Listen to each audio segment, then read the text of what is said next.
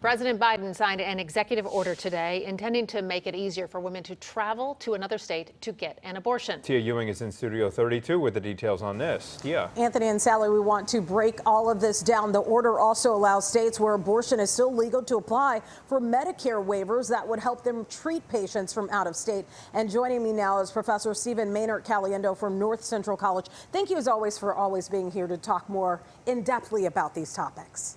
Sure, Tia. Good to see you. Good to see you, too. Let's talk about this. We know a lot of women travel from outside surrounding states to Illinois to have abortions. In terms of what the president decided today, how will this impact women in states where abortions are banned?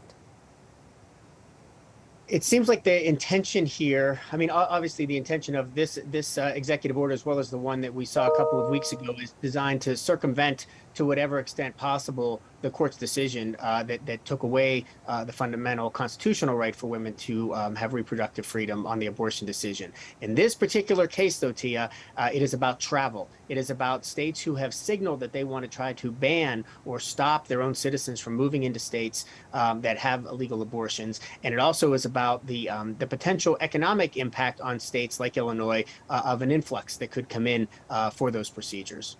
Let's talk about this part of it, the order from the president. You know, obviously we've heard from the Supreme Court already on some of this. Can the court make this unconstitutional? Sure, but not unilaterally. They can't sort of just sit in the Supreme Court and decide it's unconstitutional. There would have to be a lawsuit by somebody who has standing that makes its way through the judicial process and ultimately ends up at the Supreme Court. I think it's really interesting what happened in Kansas yesterday, where the first time since the Dobbs decision, voters had a chance to say what they thought. Kansas is not a particularly progressive state, but the amendment that would have allowed a full ban on abortions in Kansas was overwhelmingly shot down by those voters. So I think we're starting to see signals, and we'll get more of those as more elections happen in the next few weeks. You mentioned the word lawsuit, so let's talk about this one separately. The Justice Department sued Idaho over its statute that criminalizes abortions, with Attorney General Merrick Garland arguing that it violates federal law. What's the benefit if the Justice Department wins in this case?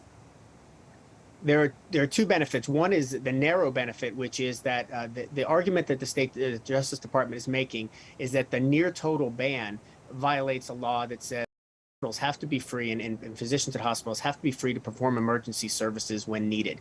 And Merrick Garland believes, and the Justice Department believes, that the Idaho law does not permit that.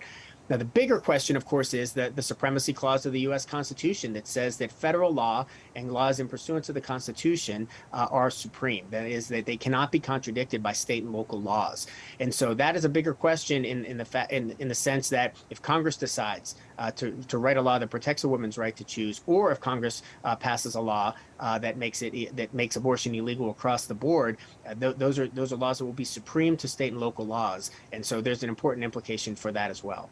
Professor Caliendo, it's always great to have you here. You break it down so everyone can understand. I'm sure we'll be talking about this subject again. Thank you for being with us.